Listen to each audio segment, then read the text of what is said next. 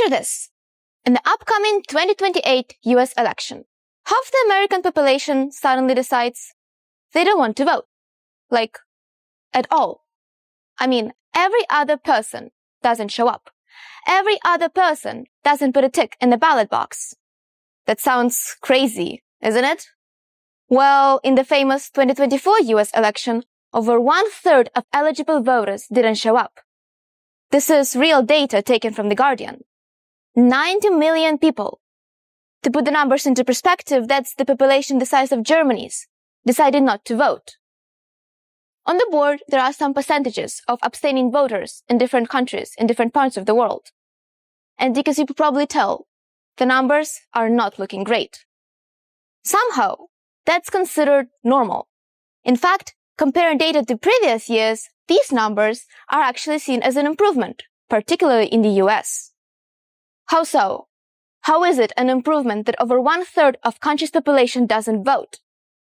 In fact, I think the question we should be asking is, how did apathy become so normalized, and what can we do to address it? In ancient Greece, the very place where democracy originated from, people who refused to vote were called idiots. In its original sense, the word meant a private person. However, it became an insult, as ancient Greeks viewed a person who did not participate in public life as ignorant and honestly foolish. Today, we have centuries of progress behind our backs, yet the trend is that we're turning back into political idiots. People like to call it being neutral, but what neutrality does is at best maintains peace for a moment.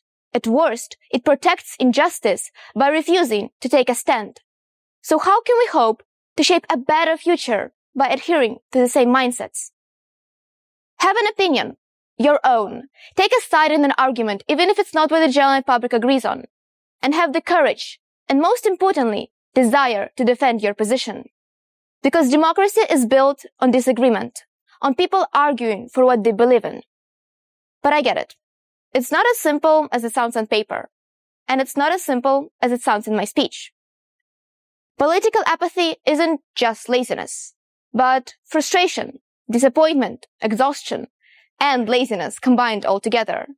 I hear phrases, "my vote doesn't matter," and "all politicians are corrupt anyway," go after one another way too many times. The point being, it doesn't make any sense.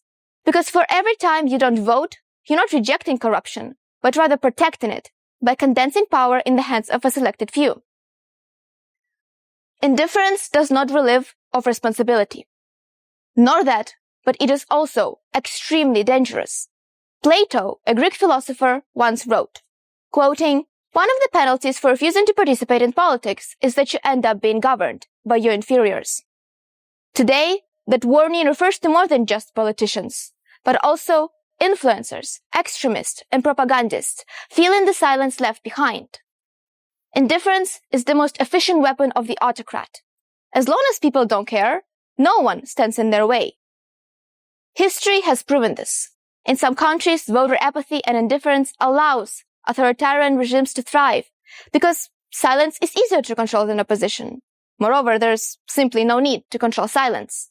It's easier for tyranny to disguise itself as order. Hence, for the civilized and democratic world, staying indifferent shouldn't be an option.